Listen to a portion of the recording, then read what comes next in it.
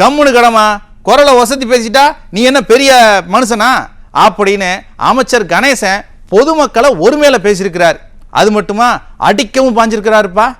ஏன் இவ்வளவு ஆக்ரோஷம்னு விசாரிச்சோம். மக்கள் அடிப்படை வசதி செஞ்சு கொடுக்கலன்னு கேட்டாங்களாமா. அதுக்கு தான் ஐயா இவ்வளவு ஆக்ரோஷம் ஆயிட்டாருன்னு சொல்றாங்க.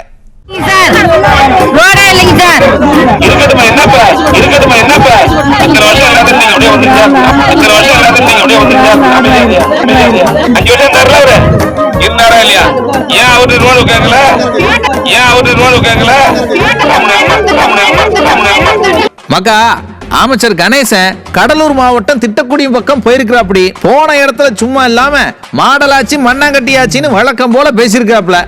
அதை கேட்டு கடுப்பான ஜனங்க ஒரு ரோடு வசதி கூட செஞ்சு கொடுக்கல, என்ன பெரிய மாடலாச்சின்னு கேட்டு விட்டாங்க.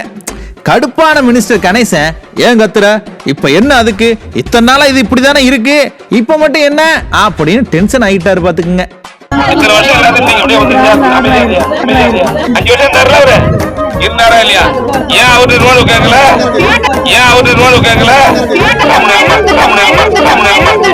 பாவம், போற போக்குல விசிகாவை சேர்ந்த ஊராட்சி மன்ற தலைவரையும் கோர்த்து விட்டுட்டார்.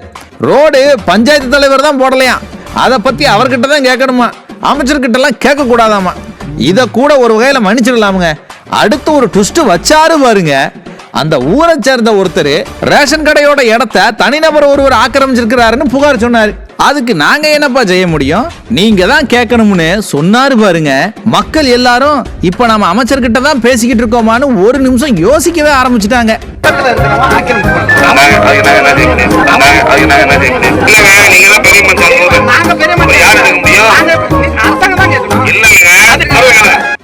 ஆக்கிரமிப்ப அரசாங்கம் சரி பண்ணாதாமா, ஜனங்க தான் கேட்கணுமாமா.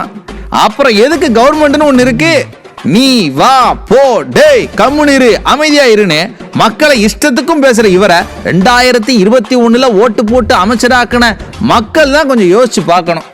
ஒரு தடவை ஆளுங்கட்சி ஆனதுக்கே இந்த ஆட்டம் போடுதாங்க, இவங்களை திரும்பவும் ஜெயிக்க விட்டா என்ன செய்வாங்கன்னு யோசிங்க.